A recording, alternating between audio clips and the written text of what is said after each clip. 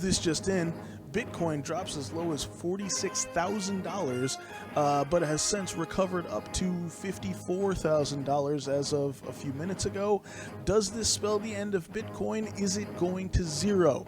Tonight on this episode, I'm going to go over what that means for Bitcoin, and also I'm going to count from 0 to 54,000 to see if we're close.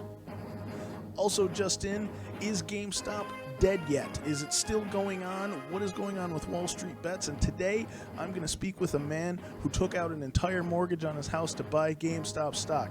All that cringe and more as we get to part 2 of how to invest when you're poor on this episode of whatever the hell it is that I do.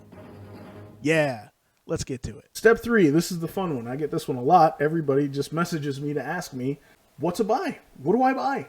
Now that I'm in the market, what do I do? I don't know what to do. And that's kind of a loaded question, but it's a fun one.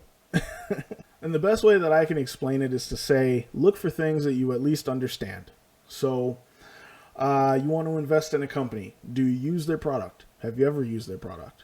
Do you know who the CEO is? Do you know how much money they made in a year? Now, all of these questions you don't exactly need to know the answer to, but I'd think that you would at least want to know what the product is and use it and know that it's a good product.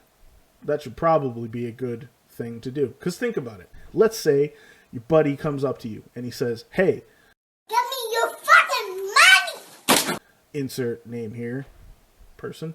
I want to start a company. I need money. Give me money. Give me your money, your hard-earned money. Let me have that. Are you just going to say, sure, and hand it to him? No, of course not. Especially if he says, give me your money, and whatever you give me, I'm going to give you back your money plus 7% in a year. Are you just going to be like, yeah, take it, man. I don't care what you're doing. Hell no, to the no, no, no, hell to the no. No, of course not. If you're going to let a person borrow your money, you want to know how they plan on paying you back, what they want to do with the money. I mean, you might not ask them that sort of a thing. But if it's a large amount of money, yeah, I think you want to know what's going on with it. I'd expect that of a company or a cryptocurrency. You should at least know what it is they do and how they use it and how it's going to come back to you. I mean, these things matter. And on top of that, knowing the CEO is just giving yourself another piece to that puzzle. Is he a reputable guy? Has he built other companies before? Is he a good leader? These things matter. And you look him up. It's readily available. You got a phone. Everybody's got phones, I hope. Just use it. Google. There's Google on there. Google stuff. Google. It's easy. Spend a little time on it. That's all. If you're going to invest money, the very least you can do, if you're taking all of your dollars and sending them to work for you, then you can at least do a little bit of work for them. And that's it. Step 3 is literally just finding value, finding the value in what you're going to invest in. And, a lot of these things, they kind of fall close to home. If you're into computers or things like that, maybe you want to invest in NVIDIA because you use their chips in your computer. Whatever. You know what I mean? Keep it close to home. It's something you know about. And that's a good start. Later on, you can branch out. But for now, start with that. Start with something close. And it also emotionally ties you to what it is you're doing a little bit. And as much as you shouldn't have emotions in investing, it's a good way to start. At least it gives you the motivation that you need to become better. Step 4. Set it and forget it. Thanks, Ron Popeil. Basically, with stocks and blue chip stocks, if you're just looking for a long-term investment, you park your money, walk away. Give yourself a good buy-in, price. Leave it alone. Don't poke it. Keep poking it. It's just nothing's going to happen. If you obsess about it, you're going to look at your app every 5 seconds to look and see, oh, wow, I'm up 35 cents. Like, just leave it alone. Just poke it. Poke it every year. See if it's done. Poke it every 6 months. Poke it every 4 months. Whatever you're going to do. Poke it every earnings. That's quarterly. That's probably the best way to do it. Check it out every earnings, a little before. Figure out how it's doing. Figure out if you need to change where it is. Figure out how your dividends are paying out. And, leave it alone. These things sometimes just need a while to cook and make you money. And that's a good way to make a solid, 7% a year. Nothing wrong with that. Unless you're looking to day trade. And if you are, you're getting advanced. walk away. Don't do it. Day trading is dangerous. Day trading is not for the uninitiated. You are not going to walk in and figure out some infinite money hack. You are not smart enough for that. I am not either. These people burn day traders for a living. Hedge funds. They burn you. So don't day trade. Swing trading is a good thing. Swing trading is a bit different. If you're not sure about those terms, just look them up. And yeah, there's also a PDT rule if you're a day trader, so it's really not meant for people who have anything under 25 grand in their account. It's good to stay away. You'll get locked out of your account if you don't pay attention to the PDT rule. So stay away from day trading. If we go to crypto, that's a different story. You can day trade all you want in crypto. Guess what? It's like the wild, wild fucking west. Whee! Hell yeah. No, I'm just kidding. Please don't day trade in crypto. It's very easy to give yourself like 100x leverage on a lot of these platforms. Don't do it. You don't need that much leverage. Look, just work with money that you have. It's really easy in the beginning to just start thinking to yourself, oh my God, I can make so much money. And you can make so much money. There's a lot of earnings to be made in crypto. Take the stock market, and supercharge it. And that's where cryptocurrency is right now.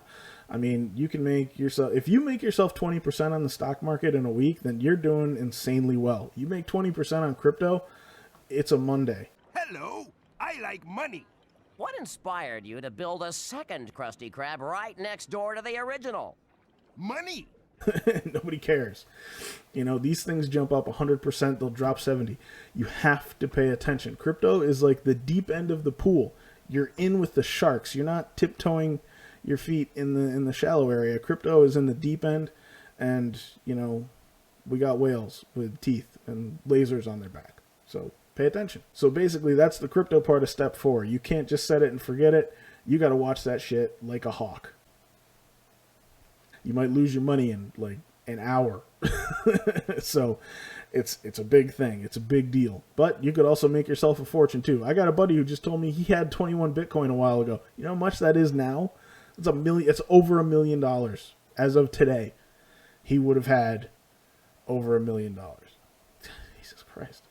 And the last part about step 4 is just to say, you know, as far as the crypto aspect of it and the stock market aspect of it, both of them, this concerns them. You're now in. You've learned it. You figured it out. You've invested. By this time, you've made your investment. Now it's time to learn the advanced stuff. You know, this means that you've gone this far. If you want to make this something that you can excel at, then you need to learn the more advanced features. Technical analysis, it's huge. You know, it's a game changer. It'll make or break a person who's trading the more you understand the charts. Most people don't understand the charts. They pretend that they do. They don't. Candlestick charts are hard to read, and the patterns make sense. It's all math. If you can learn that, you're about 95 steps ahead of the other 100 people because they're all losing. You know, sometimes you can throw money at something and your ego is going to get the better of you because you made some cash. It doesn't mean you know everything. You didn't break the market. You just happen to get lucky. Nowadays, you can kind of throw money anywhere and get yourself more money. Doesn't mean that you understand the name of the game. But you got to learn those advanced features. It helps later on. It's what helped propel me from somebody who just threw some money into the market and hoped for the better to a person who has more information when I'm walking into trades. I would say that, you know, 70% of my trades are profitable, and that's an incredibly good amount to have. When I first started, you know, I'd say that 50% of my trades, you know, were good, but I didn't know what I was doing, you know. And then once I walked into day trading, that was when how big my lack of information of advanced features and advanced stock trading really went against me. I lost maybe 70% of my portfolio day trading. I mean, that was like a whole year's worth of getting back from. So yeah, I mean, that's it. That's the 4 steps with some sub steps in there, I guess, of day trading. That's how I started. You know, if you like this video, please give it a thumbs up. down below, and then I know that I can, that I should maybe make a more advanced video, which I can do. I'd like to actually maybe one of these days make a video detailing how exactly I did start, because there was a process that I went through, and I think that you probably could benefit from that too. The startup process was kind of lengthy for me, but it's definitely a worthwhile story. So yeah, if you like that and you want to hear that, just give it a like below. And yeah, I'm not gonna drag this out, but I will say, I happen to have a death pool that I run on Facebook, and first blood was drawn today. So yeah, if you're interested into maybe a celebrity death pool, that's something that I do. Shoot me a message, I can get you into the pool. We have prizes. They'll also, I don't know why I did this. There's nothing down there. There's nothing down there for the pool. Whatever. I just wanted to mention the death pool. Yeah, I'll probably have some merch for it too coming up. But yeah, that's it. Thanks a lot. See you later.